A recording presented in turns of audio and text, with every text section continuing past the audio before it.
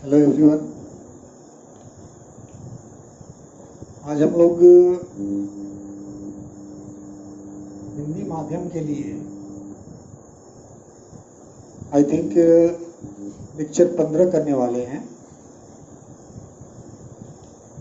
अभी तक हम लोग पढ़ रहे थे विद्युत क्षेत्र के बारे में। बिंदु आवेश का विद्युत क्षेत्र निकाले, द्विध्रुव का विद्युत क्षेत्र निकाले।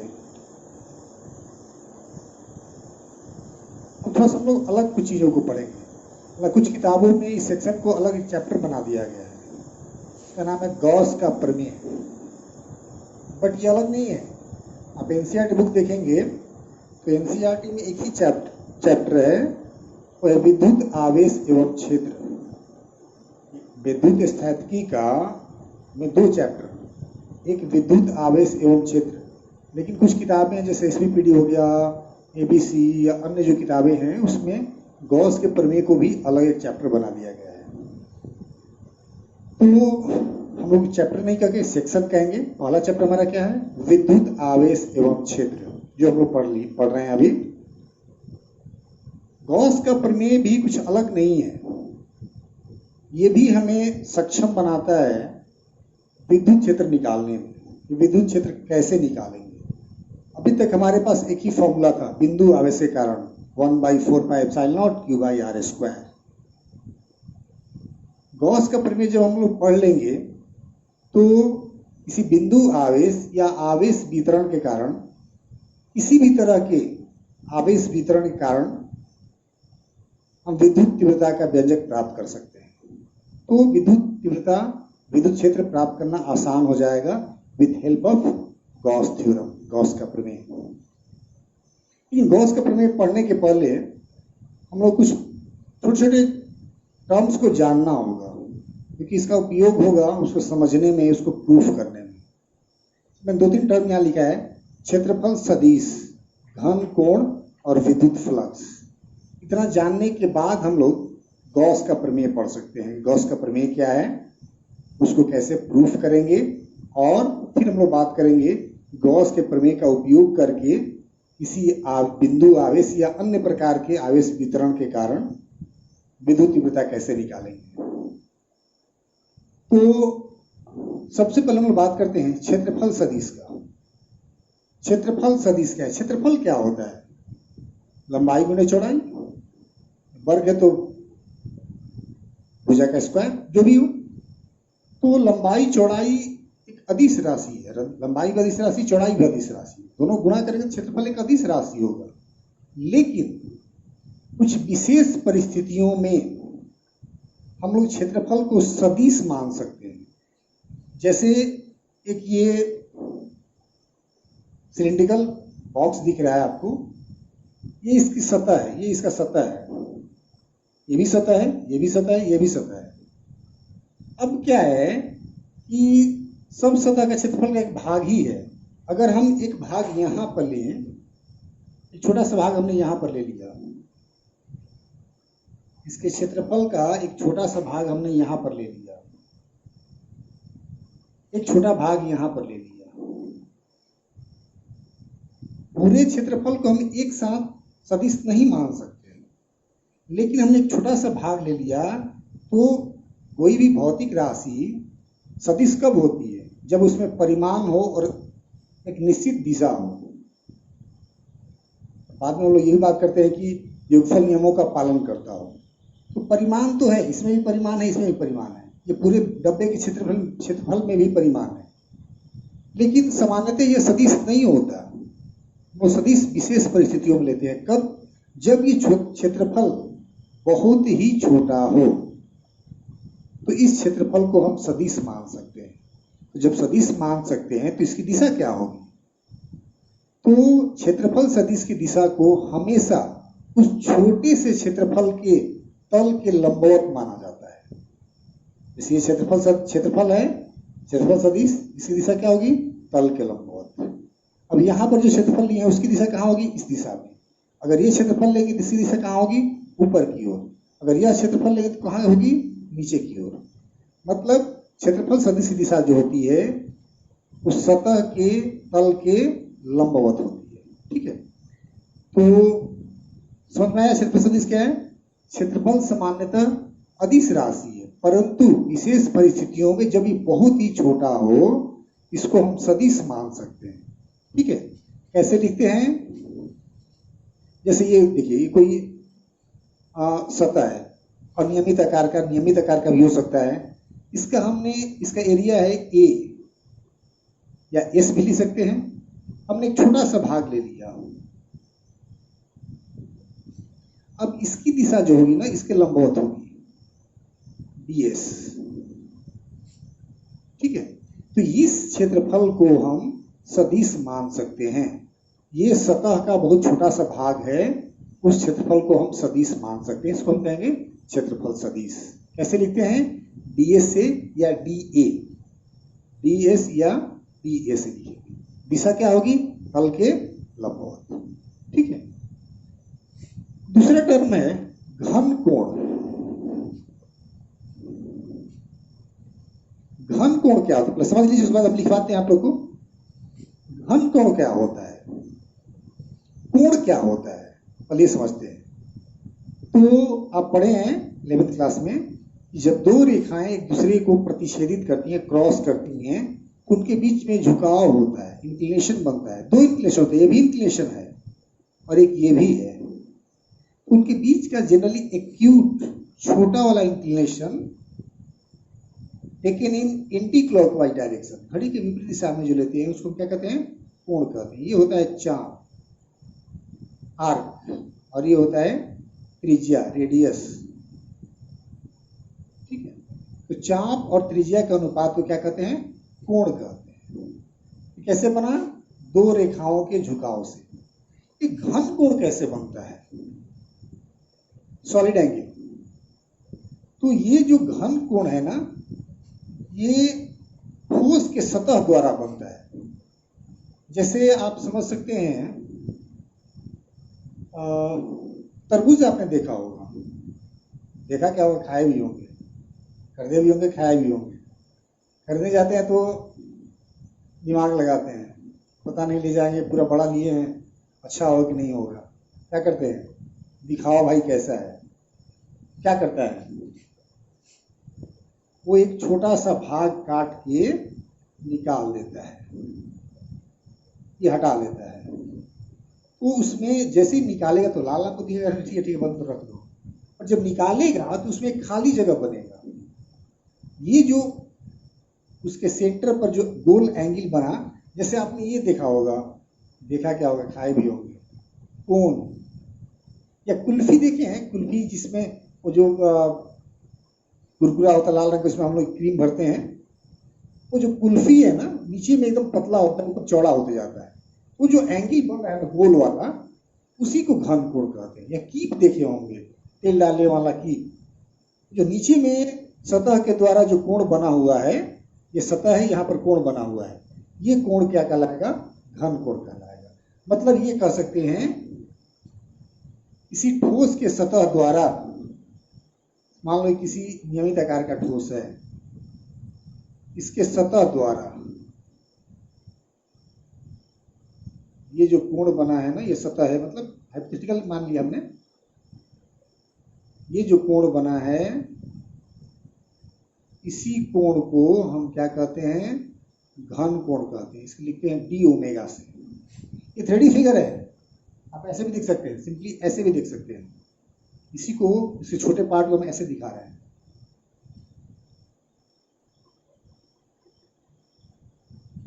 ये अब लगेगा 3D है। ये जो एंगल बना है ना गोल वाला, इसी एंगल को हम क्या कहते हैं?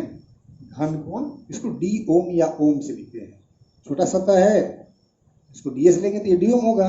और ये त्रिज्या, ये क्या कहलाएगा? सतह का क्षेत्रफल। और ये क्या कहलाएगी? त्रिज्या, आर लिख सकते हैं। तो घन कोण जो होता है, घन कोण क्या हुआ, कैसे डिफाइन होगा? तो किसी ठोस के सतह द्वारा या किसी बंद पृष्ठ के सतह द्वारा उसके केंद्र पर बनने वाले कोण को घन कोण कहते हैं। जैसे यहां पर क्या था, दो रेखाओं के झुकाव को से रेखाओं के झुकाव से बने, मतलब रेखाओं के झुकाव को क्या कहते हैं, कोण कहते हैं। वैसे यहां पर क्या कर रहे हैं हम लोग कि किसी सतह के द्वारा उसके केंद्र पर बनने वाले कोण को क्या कहते हैं, घन कोण कहते हैं। इसकी परिभाषा क्या दिए थे, चाप बटा में त्रिज्या। ये चाप है और ये त्रिज्या। यहां पर क्या होगा, घन कोण। ये सतह द्वारा बना, ये किसके द्वारा बना था, चाप द्वारा बना था ना, ये किसके द्वारा बना रहा है, सतह द्वारा। तो सतह का क्षेत्रफल होता है, सतह का क्षेत्रफल, चाप लंबाई है, त्रिज्या भी लंबाई है।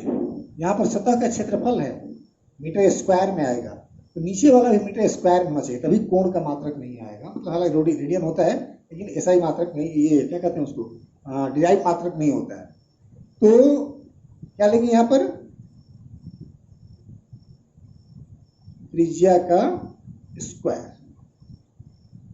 देख रहे हैं, लंबाई है तो त्रिज्या है और क्षेत्रफल है तो त्रिज्या का स्क्वायर। तो आप ये भी कह सकते हैं कि सतह के क्षेत्रफल और त्रिज्या के वर्ग के अनुपात को क्या कहते हैं, घन कोण कहते हैं। इसको लिखेंगे कैसे, डी ओम से। सतह का क्षेत्रफल क्या है, D S by R square.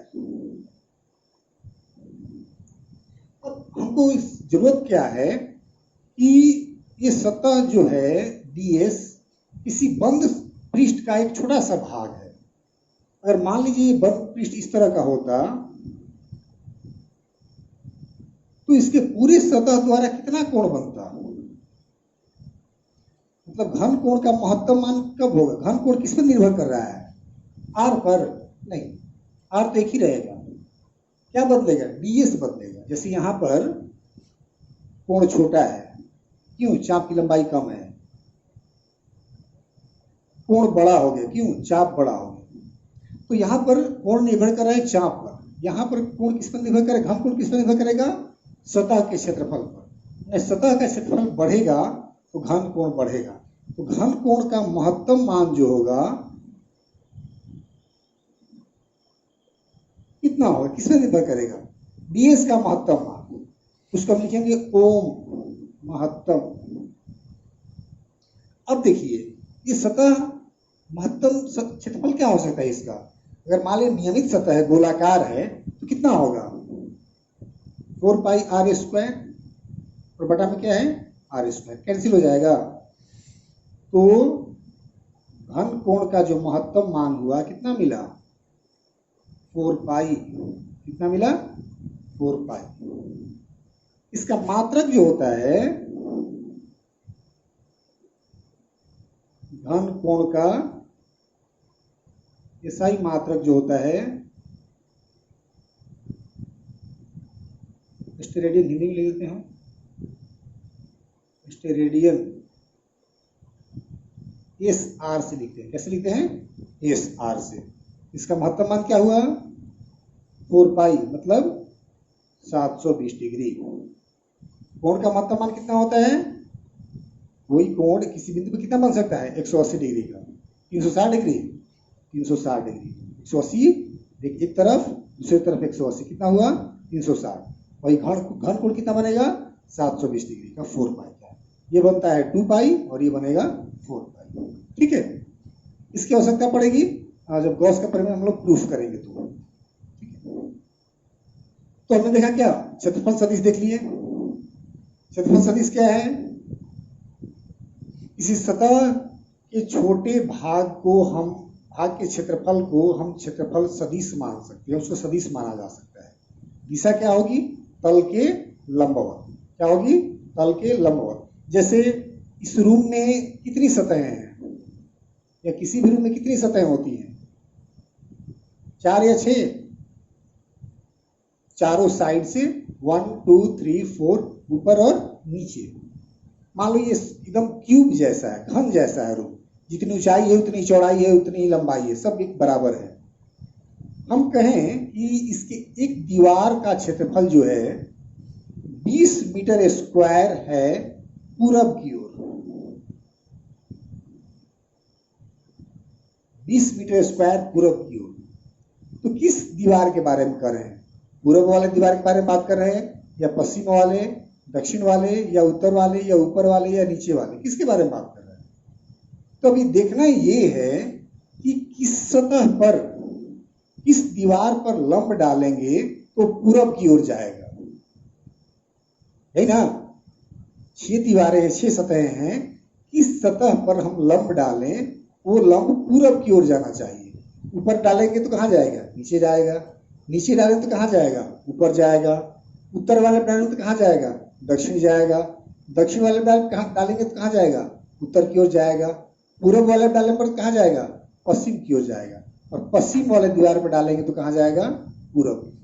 मतलब अगर कह रहा है कि 20 मीटर स्क्वायर पूरब की ओर, इस रूम के एक सतह का क्षेत्रफल है 20 मीटर स्क्वायर पूरब की ओर, मतलब पश्चिम वाले दीवार के बारे में बात कर रहा है। ठीक है, तो क्षेत्रफल सदिश की दिशा जो होगी उस सतह के तल के लंबवत होगी। ठीक है, तो कैसे लिखेंगे? ds से लिखेंगे। दूसरा अपन पढ़े, क्या पढ़ा? घन कोण। घन कोण क्या होता है?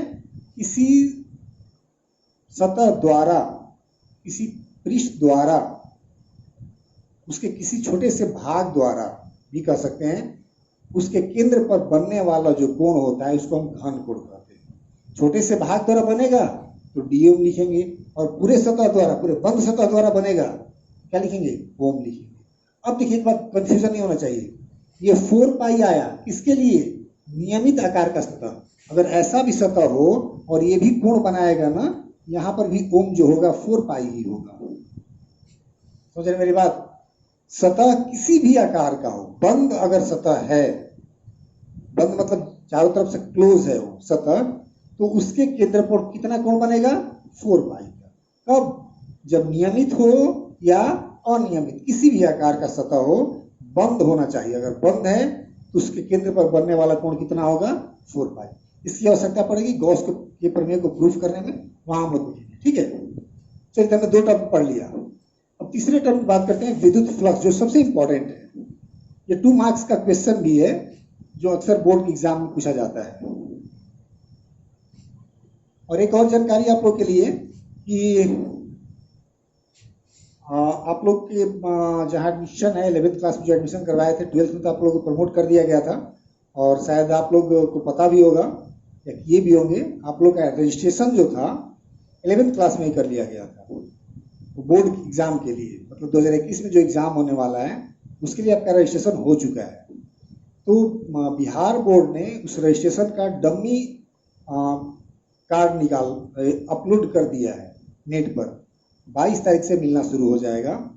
तो आप लोग अपने विद्यालय में संपर्क करके किसी भी तरह से, या कॉलेज में जहाँ भी हो, ऑफिस सब जगह चल रहा है, और 22 के बाद तो और भी चलने लगेगा। तो वहाँ से देख लें, आप चेक कर लें कि नाम में, डेट ऑफ बर्थ में या फोटो में किसी तरह की त्रुटि तो नहीं है। अगर त्रुटि है तो उसको सुधरवाएं और उसको जमा कर दें। फिर क्या होगा कि बोर्ड आपका नया रजिस्ट्रेशन कार्ड जारी करेगा सुधारने के बाद। ये समय दिया गया 22 से 30 तक। जैसे कि एक बच्चा ने मैसेज किया है कि एडमिशन ही नहीं हुआ तो रजिस्ट्रेशन कहाँ से? एडमिशन आपका 11th में ही हो गया, आपका बोर्ड में रजिस्ट्रेशन उसी समय हो गया था। ठीक है, इसीलिए आप चिंता ना करें, आप उसके बीच में पता करवा लें। हालांकि कॉलेज भी अपने तरह से प्रयास करेगा, बच्चों का डिटेल्स तो उसके पास है, तो रजिस्ट्रेशन कार्ड निकालेगा, वो देखेगा कहीं त्रुटि होगी तो उसको सुधारेगा। हो सके अगर आपसे संभव है तो आप भी संपर्क कर सकते हैं, क्योंकि ये रजिस्ट्रेशन कार्ड आपको मिलने वाला है फ्यूचर में। उस समय गलतियां होंगी, आपको भी परेशानी होगी, और स्कूल को भी या कॉलेज को भी परेशानी उठानी पड़ेगी। तो अभी एक मौका है, आप फ़ोन से भी या जैसे भी हो संपर्क करके आप उसको सुधरवा सकते हैं। गलती नहीं होगी तो कोई बात नहीं, अगर कोई त्रुटि है तो उसके लिए मौका दिया गया है। तो बिहार बोर्ड ने डमी रजिस्ट्रेशन कार्ड अपलोड कर दिया है, जो 22 तारीख से निकलना शुरू हो जाएगा। वो आप नहीं निकाल पाएंगे, स्कूल या कॉलेज ही निकालेगा। उसका एक कोड होता है स्कूल का, कॉलेज का, उसके ईमेल आईडी या साइट पे लोड किया हुआ है, तो वहां से कॉलेज वाले लोग ही निकाल सकते हैं या स्कूल वाले लोग निकाल सकते हैं। ठीक है, आपको हो सकता है कॉल करें या अपने से चेक करके वो फिर दोबारा भेज देंगे। चलिए आगे बढ़ते हैं हम लोग। तो हम बात करते हैं क्या विद्युत फ्लक्स के बारे में। विद्युत फ्लक्स क्या है? फ्लक्स का मतलब फ्लो से, प्रवाह से है। और प्रवाह जो है ना किसका होता है? तरल का होता है। लेकिन यहाँ पर थोड़ा सा अलग है। हाइड्रोडायनेमिक्स से रिलेट होता है प्रवाह, तरलों का प्रवाह हाइड्रोडायनेमिक्स कहलाता है। लेकिन यहाँ पर थोड़ा सा अलग है। अलग क्या है? तो ये जो है डिफाइन किया गया है लाइंस। ऐसी लाइन, इलेक्ट्रिक फील्ड लाइंस, विद्युत क्षेत्र रेखाओं या विद्युत बल रेखा भी कहते हैं उसको। आप जानते हैं कि कोई भी आवेश होगा उसका एक क्षेत्र होगा, उसके क्षेत्र में रेखाएं होंगी। अब रेखाएं कितनी होंगी ये डिपेंड करेगा उस आवेश के परिमाण पर।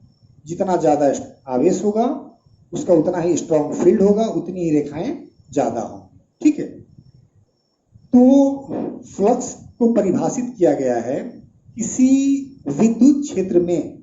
जैसे मान लो ये विद्युत क्षेत्र है, ये रूम में आवेश कहीं रखा हुआ है और इसमें विद्युत क्षेत्र है। तो इस रूम के विद्युत क्षेत्र में किसी सतह से उसके लंबवत दिशा में गुजरने वाली, जैसे मान लो कि इसके अंदर कोई आवेश है, हमने ये सतह ले लिया, तो इससे कितना फ्लक्स गुजरेगा ये निर्भर करेगा कि इसके ऊपर की दिशा में कितनी रेखाएं जा रही हैं। अगर रेखाएं ऊपर जा रही हैं तो फ्लक्स होगा, रेखाएं ऊपर नहीं जा रही तो फ्लक्स नहीं होगा। ठीक है।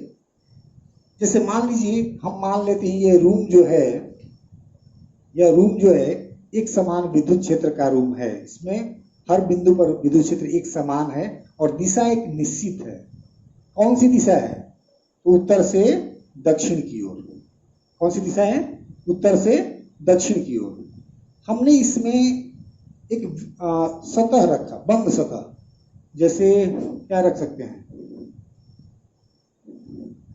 ये देखिए एक सेल है, किस आकार का है? घनाभ के आकार का है। हमने इसको इसमें रख दिया। इसमें कितनी सतहें हैं? 1 2 3 4 5 और 6 सतहें। अब हमने ऐसे रखा।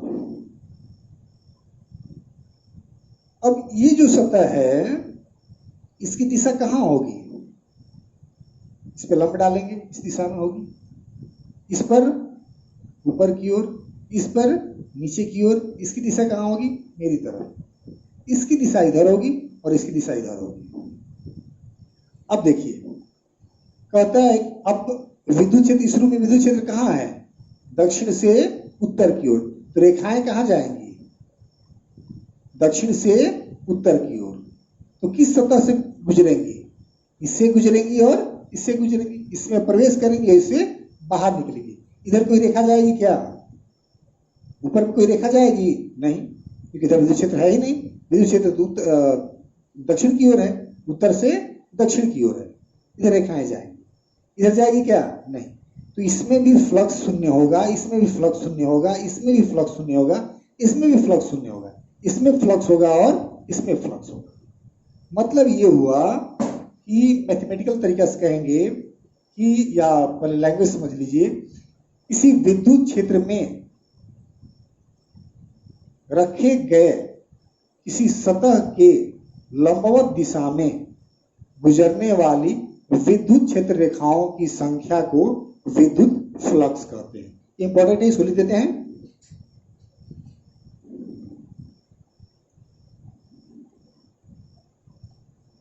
विद्युत फ्लक्स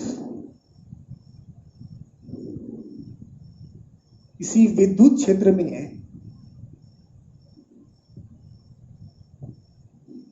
रखे गए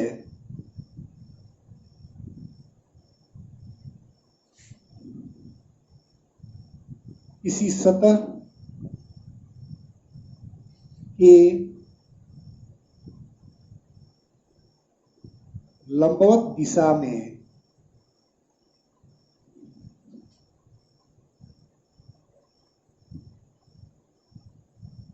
गुजरने वाली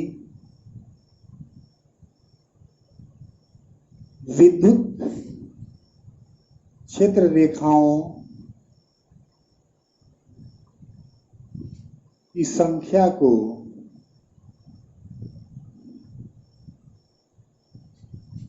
विद्युत फ्लक्स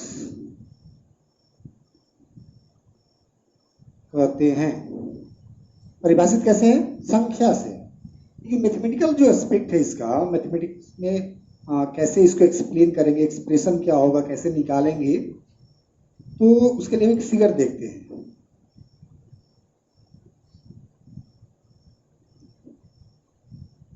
जैसे मान लीजिए हमारे पास एक समान विद्युत क्षेत्र है।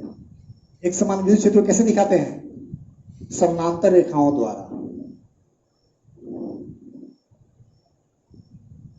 अगर कहीं भी आपको इस तरह से मिले तो आप समझ जाइए ये किसको रिप्रेजेंट कर रहा है? एक समान विद्युत क्षेत्र को। इसमें कोई सतह रखा हुआ है जिसका क्षेत्रफल है S। हमने एक छोटा सा क्षेत्रफल ले लिया। इसकी दिशा क्या होगी? तल के लंबवत होगी ना, तल के लंबवत। ये पूरा क्षेत्रफल कितना है? S है। इसका छोटा सा एक भाग है, इसको क्या कह सकते हैं? ds। अब विद्युत फ्लक्स की बात करते हैं। विद्युत फ्लक्स होगा क्या? तो विद्युत फ्लक्स क्या कहता है कि किसी विद्युत क्षेत्र में रखे गए सतह से उसके लंबवत दिशा में गुजरने वाली रेखाओं को, विद्युत क्षेत्र रेखाओं को या विद्युत बल रेखाओं को की संख्या को विद्युत फ्लक्स कहते हैं। तो इस दिशा में कितनी रेखाएं जा रही हैं? क्या है? ई है।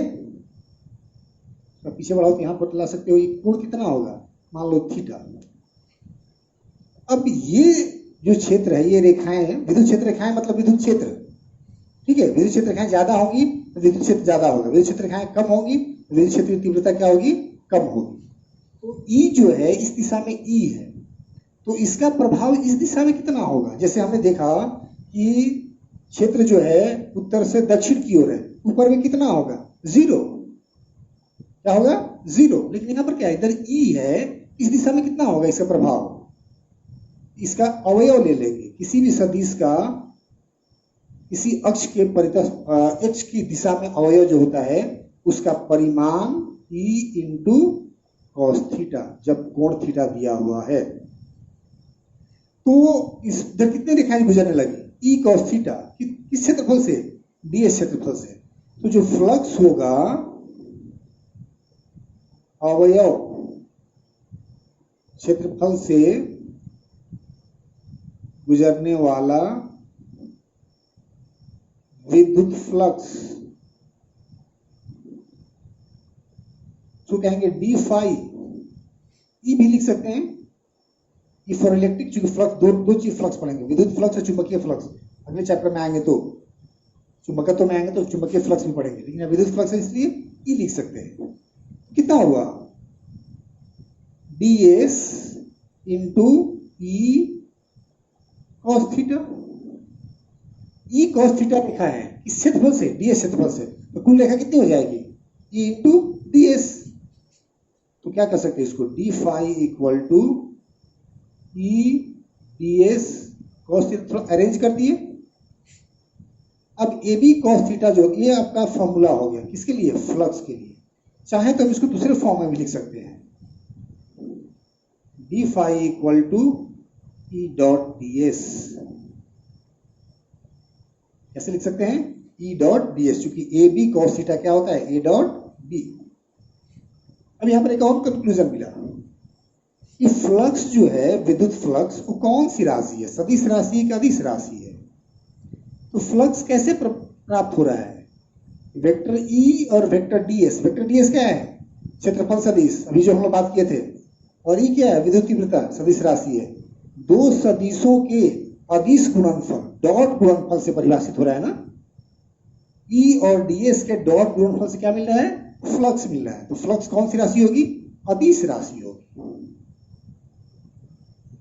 यह एक अदिश राशि है, ठीक है।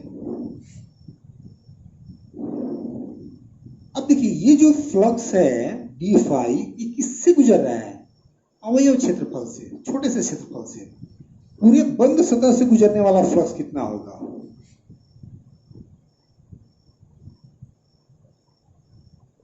सतह से गुजरने वाला कुल विद्युत फ्लक्स, उसको लिखेंगे फाई। कैसे निकालेंगे? तो ऐसा ऐसा क्षेत्रफल बहुत सारा होगा डीएस वाला, है ना? ये डीएस है तो ये भी बहुत सारा डीएस डीएस होगा, बहुत जगह डीएस होगा। ये पूरा क्षेत्रफल जो है जिस मैंने यहाँ ये बताया, ये एक डीएस है, तो ऐसा ऐसा डीएस बहुत सारा होगा तो ना पूरा क्षेत्रफल बनेगा। तो सबसे निकालेंगे, इससे निकालेंगे फ्लक्स, इससे निकालेंगे, इससे निकालेंगे, सबसे निकालेंगे और क्या कर देंगे? जोड़ देंगे। फ्लक्स कौन सी राशि है? अदिश राशि, बीजगणितीय योगफल से जोड़ लेंगे। तो जोड़ने का एक आसान तरीका होता है समाकलन, इंटीग्रेशन। और कौन सा समाकलन है? समाकलन तीन तरह के होते हैं, रैखिक, सतह और आयतन। ये किसको जोड़ रहे हैं हम लोग? सतह को जोड़ रहे हैं ना, यहाँ लिख देंगे एस या सतह। और चूंकि बंद सतह के लिए इसलिए यहाँ पर सर्किल बना देंगे, सो कहते हैं बंद सतह के लिए समाकलन किसका? E dot DS. ये हो गया। इसको क्या कहेंगे? तो किसी बंद सतह से गुजरने वाला कुल वैद्युत फ्लक्स। ये वैद्युत फ्लक्स है किससे?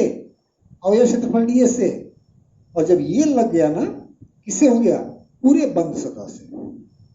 तो पूरे बंद सतह से गुजरने वाला वैद्युत फ्लक्स फाई जो होता है ई डॉट डीएस का क्लोज सरफेस इंटीग्रल, बंद सतह समाकलन। ठीक है, हम क्या कहते हैं? किसी बंद सतह से गुजरने वाला कुल वैद्युत फ्लक्स। अब देखिए, वैद्युत फ्लक्स किन किन बातों पर डिपेंड कर रहा है? ई पर डिपेंड कर रहा है, डीएस पर और थीटा पर।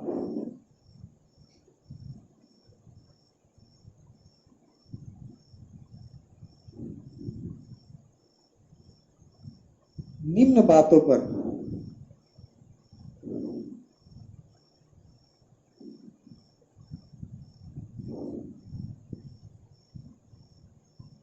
निर्भर करता है। कौन कौन? ई, डीएस एवं थीटा। ठीक है। अब मान लीजिए ई हमने एक बार ले लिया, नहीं बदल रहा है, एक समान विद्युत क्षेत्र नहीं बदलेगा। डीएस भी हमने एक मान लिया, वो भी नहीं बदलेगा। क्या बदल सकता है? थीटा। जैसे अगर यहां हम लेते क्षेत्रफल, यहां लेते, ये कितना कोण बनाते? इधर इधर आता ना, इसका इस पर लंब डालते इधर आता, ये कोण इतना हो जाता। अगर यहां पर लिए होते इतना इधर जाता, ये कोण ये बनता। समझ रहे हैं? थीटा बदल सकता है। तो फ्लक्स जो है मुख्यतः डिपेंड करेगा किस पर? थीटा पर। ई और डीएस का मान नहीं बदल रहा है तो फ्लक्स किस पर निर्भर करेगा? थीटा पर निर्भर करेगा। हालांकि ई भी बदल सकता है, डीएस भी बदल सकता है।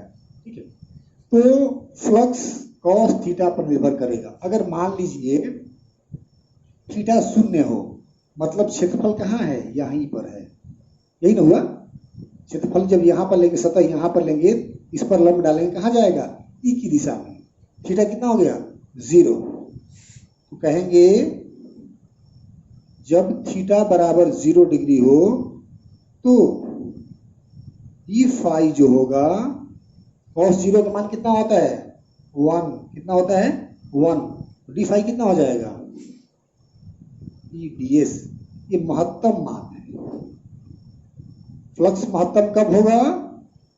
फ्लक्स महत्तम कब होगा? जब विद्युत क्षेत्र और क्षेत्रफल सदिश की दिशा दोनों क्या हो? एक ही दिशा में हो। फिर से, जब विद्युत क्षेत्र और क्षेत्रफल सदिश दोनों एक दूसरे के समानांतर हो या एक ही रेखा पर हो तो फ्लक्स क्या होगा? महत्तम होगा। ठीक है। जब दूसरा केस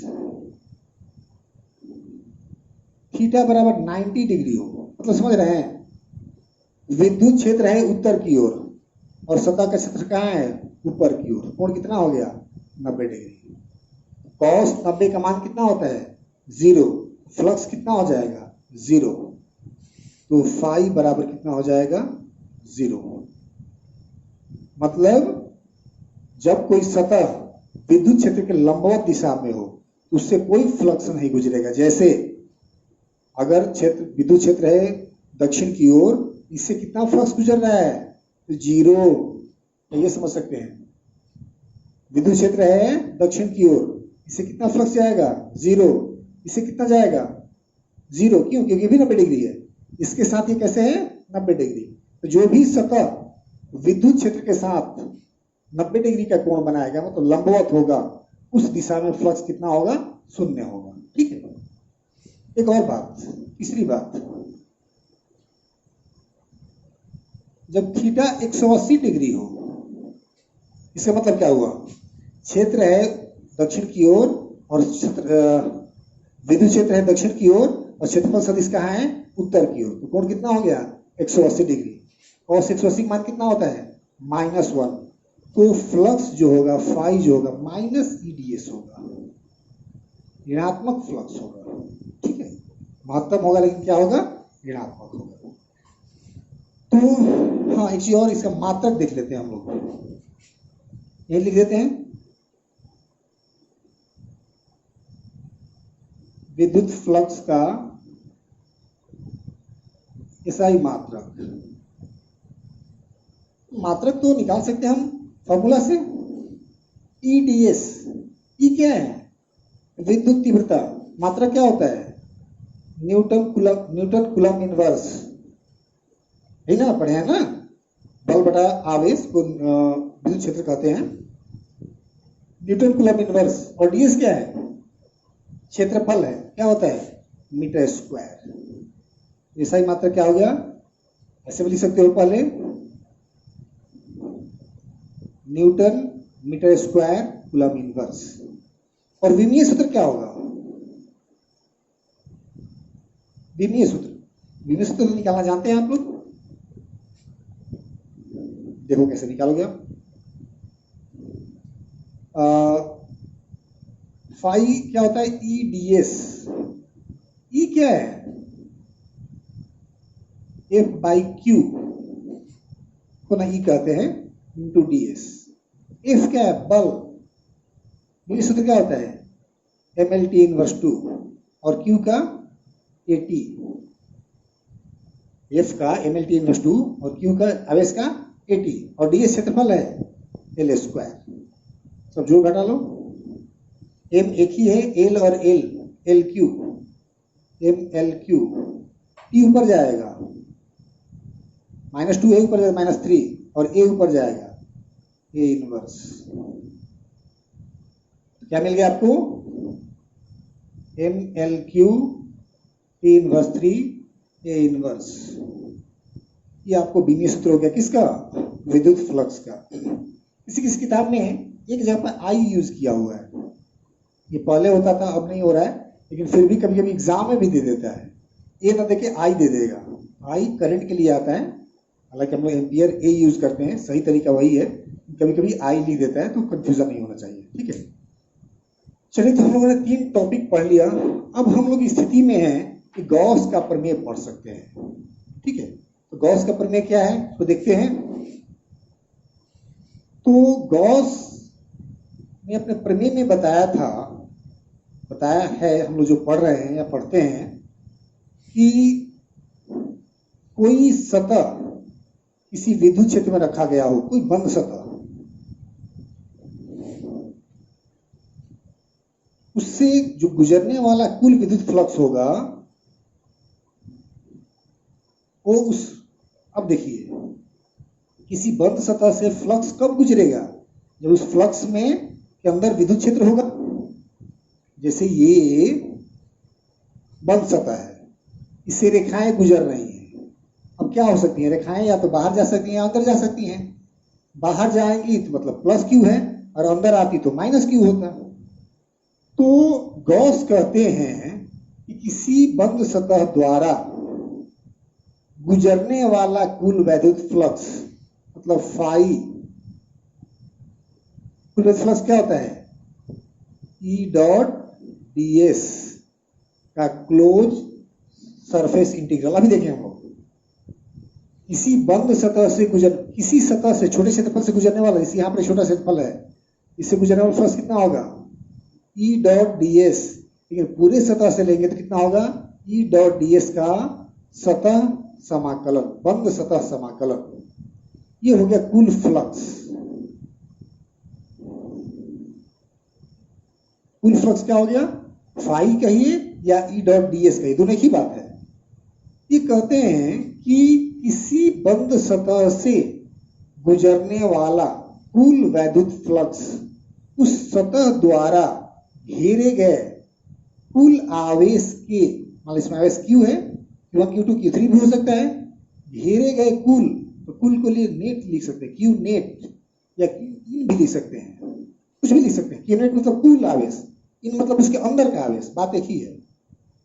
घेरे गए कुल आवेश के 1/ε0 गुणा होता है। अब ε0 क्या है, एक नियतांक है, पारावैद्युतांक कहते हैं, माध्यम या निर्वात का, ये हवा या निर्वात के लिए पारावैद्युतांक होता है। इसका मान कितना होता है, 8.85 10 के पावर -12। फिर से पाते हैं, गॉस क्या कहते हैं, किसी बंद सतह द्वारा, बंद सतह को जरूरी नहीं गोला ही होगा, नियमित ही होगा, अनियमित भी हो सकता है, किसी भी आकार का हो, किसी बंद सतह द्वारा गुजरने वाला कुल वैद्युत फ्लक्स उस सतह द्वारा घेरे गए कुल आवेश के, क्यू नेट या क्यू इन कहेंगे, कुल आवेश के 1/ε0 गुणा होता है। ठीक है, ये आपका गॉस के प्रमेय का स्टेटमेंट है, लिख लेते हैं।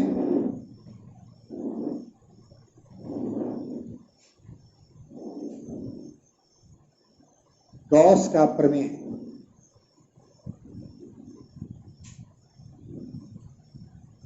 गॉस के प्रमेय के अनुसार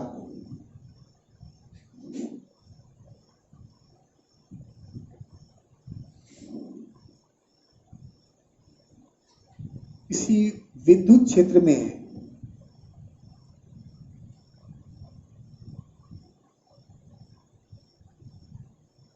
रखे गए बंद सतह द्वारा गुजरने वाला कुल वैद्युत फ्लक्स उस सतह द्वारा, उस बंद सतह द्वारा लिख सकते हैं, उस बंद सतह द्वारा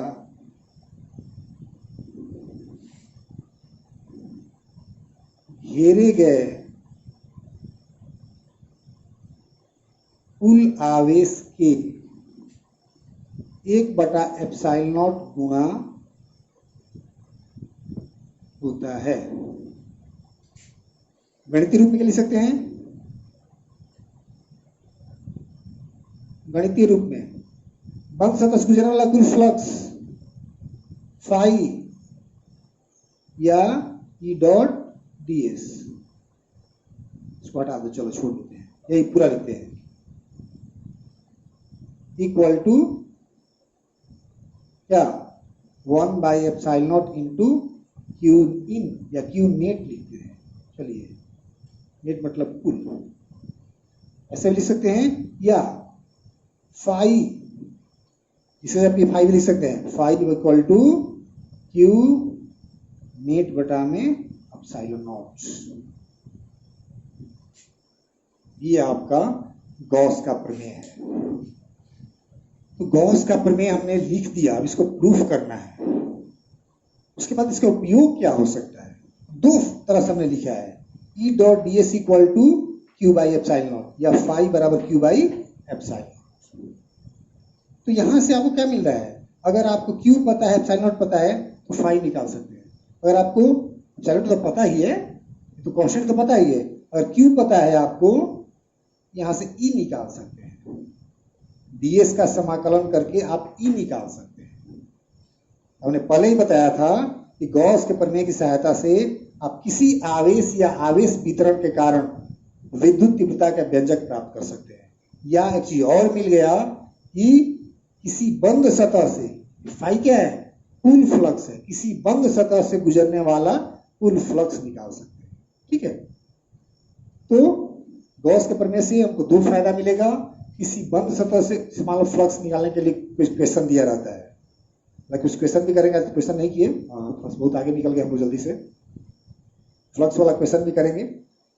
अगर बंद सतह दिया है तो फ्लक्स निकालना, जैसे मान लो ये रूम है, ठीक है, अब इस रूम में एक आवेश रख दिया गया यहाँ पर 10 माइक्रोकूलम का।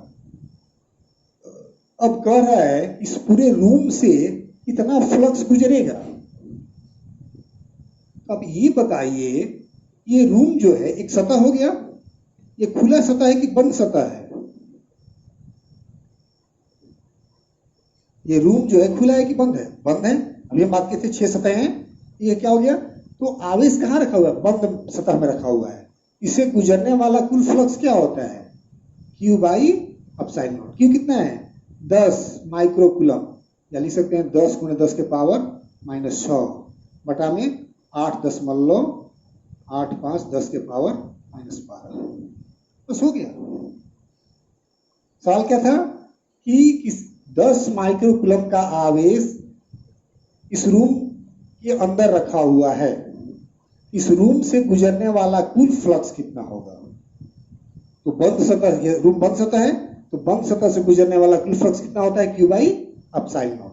अगर मान लीजिए ये रूम घन आकार में, जैसे हमने पहले माना था, लंबाई चौड़ाई ऊंचाई सब बराबर है, तो एक सतह से कितना गुजरेगा? कितनी सतह है इसमें? 6 सतह है। 6 सतहों से मिला के कितना गुजर रहा है? कितना गुजर रहा है? एक सतह से कितना गुजरेगा? 1/6। देख रहे कितना आसान है। एनसीईआरटी में क्वेश्चन है, क्वेश्चन नंबर 10, उसमें दिया हुआ है एक वर्ग है 10 बाई 10 सेंटीमीटर या मीटर जो भी हो, एक वर्ग है, उसके केंद्र से, वर्ग के केंद्र से 5 सेंटीमीटर ऊंचाई पर एक आवेश रखा हुआ है 10 माइक्रोकूलम का। तो कह रहा है कि इसके इस वर्ग से कितना फ्लक्स गुजरेगा। ये आवेश जो है कहाँ है? वर्ग के ऊपर है। क्या बंद है? नहीं। तो कैसे बंद कर सकते हैं? इसको बंद कर सकते हैं कैसे?